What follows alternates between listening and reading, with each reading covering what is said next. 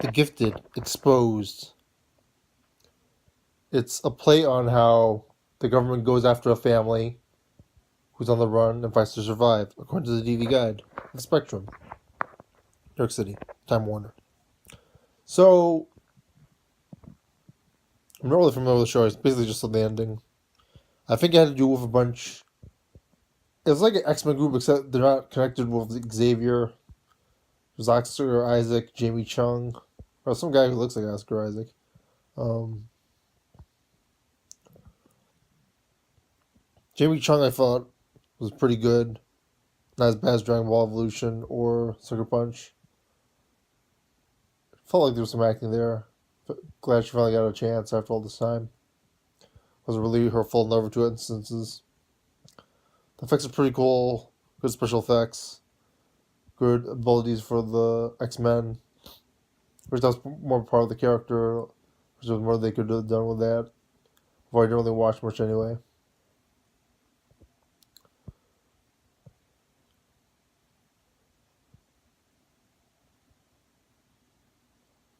It was like a vomit, wall making mutant, teleporting mutant. It was Asian, oddly enough. Because all the Asians are teleporting. Telekinesis young kid. That's all that comes up to mind. I think Arrow, Monday Night Arrow, which is weird. I think it should have been Supergirl. And I think there's a reason behind it, which I'll get into in a bit. Let me get into the technical side of stuff. The acting is very good. They use the green screen double actor effect very well, and the actors act like the different characters very well. Technical effects, the fighting, the production value between the sets of Earth X and real Earth is very good. It sort of made sense how, cinematically at least, Supergirl can fight Arrow and stuff. Let's see what the name of the episode is. Crisis on Earth X, Part 2. New. I forget what else I can say that's non-spoiler-ish. That's not the ending. It was a good use of the characters. It was good use of comic book gimmickry stuff like alternate Earth, alternate universes. Like, to be honest, comic book alternate universes aren't like real alternate universes, at least what I would guess. People can change very easily. I would not feel affected by my multiverse version of myself getting killed. Because, like, quite honestly, it doesn't affect me. I don't perceive that. I perceive me, myself, getting killed. And that worries me. I don't care about multiverse versions of me getting killed. And multiverse versions of people can be anyone. Like, anybody could be like Hitler, or anybody could be like Mother Teresa. Like, people can change so much differently, even visually and physically. Car accident, research on science being updated earlier, immunities, just the probability of how germs work earlier, or catching a disease earlier, or stuff like that. Being careful, not worried about getting injured. It doesn't work that way, and how it works cinematically, well, was very good for like comic book fans, like alternate universe.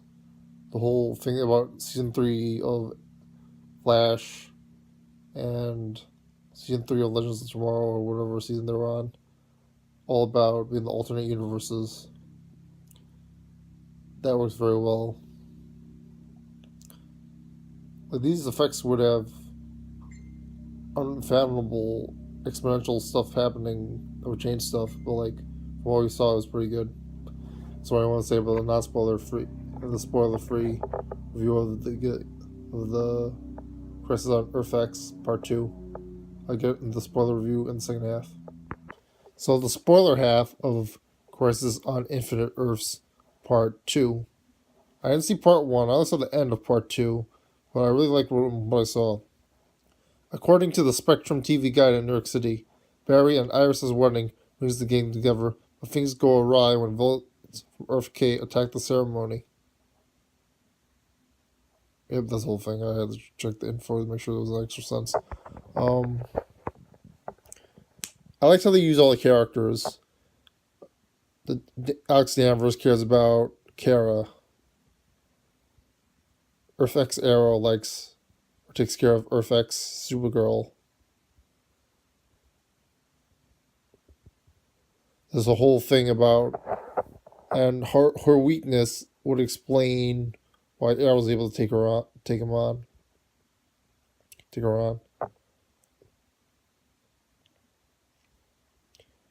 You have Wells Flash again. He's such an evil character, but like fans with like villains like him appearing again. Not to mention that he can change time, so why can't he appear again? There's a three cut battle like Phantom Menace, where like they're splitting between three battles. Arrow's fighting Earth X Supergirl. A whole bunch of humans like Mr. Terrific are fighting Earth X Arrow. And Flash gets involved as well.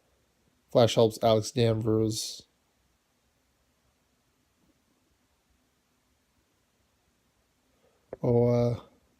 Killer Frost takes on Heat Wave.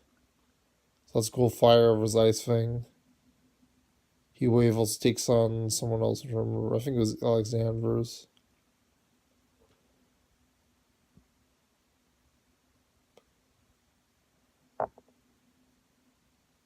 Spent a lot of money on this project, which is good. Like, you don't want to crossover as an event, and then it's cheap.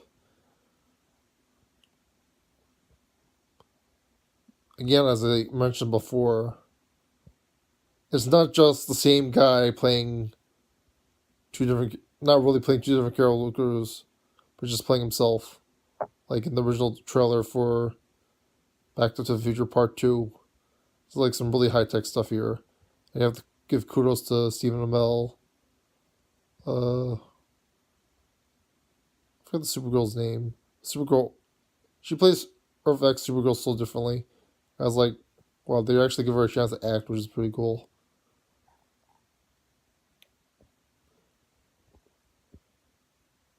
They have the whole Flash versus Harrison Wells Flash thing.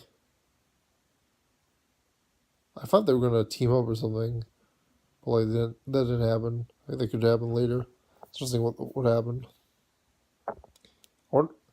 This crossover will be an interesting finale, and then they crossover into another Harrison Wells thing.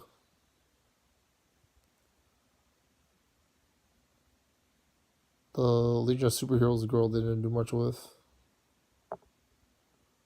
Not in the finale, at least. Not at the end of the episode. I forget what else.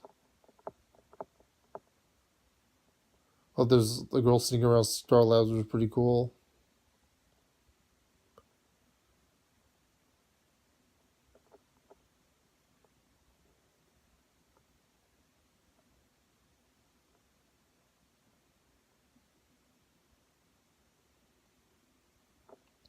The whole episode, since I got nothing else I can remember talking about, the whole episode ends with the reason why they invade their Earth. And it's because you need to help the Earth X Supergirl with something. I like the little quote that Arrow does about saying, like, everything was perfect in their worlds. And they had a reason to be heroes. Oh, well, now that I think about it, like, the worlds aren't perfect. That's why they need superheroes.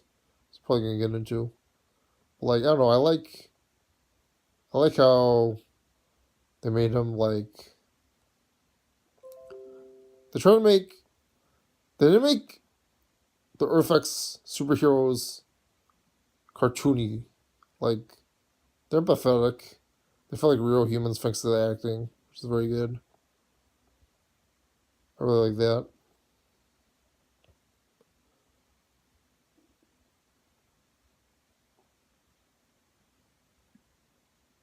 There's a whole plot about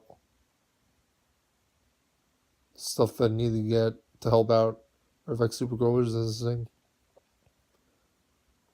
I felt like the episode, despite beginning, let's go into the TV guide about being the Flash, ended up being a lot less about the Flash.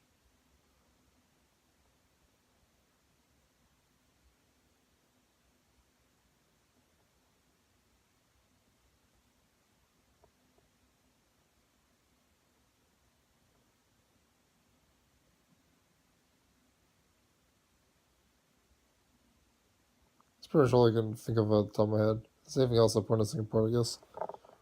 It's pretty jam-packed, very comic booky, you know, crossovers, optionals, relationships,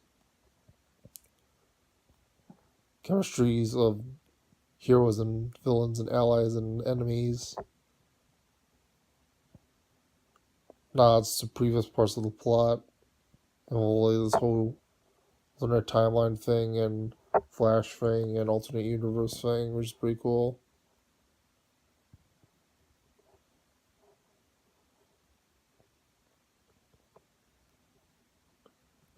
I just saw the rest of the episode. I could probably watch it on the Spectrum app, which I would recommend you guys doing. I'll do it at work tomorrow. Hope you guys enjoyed.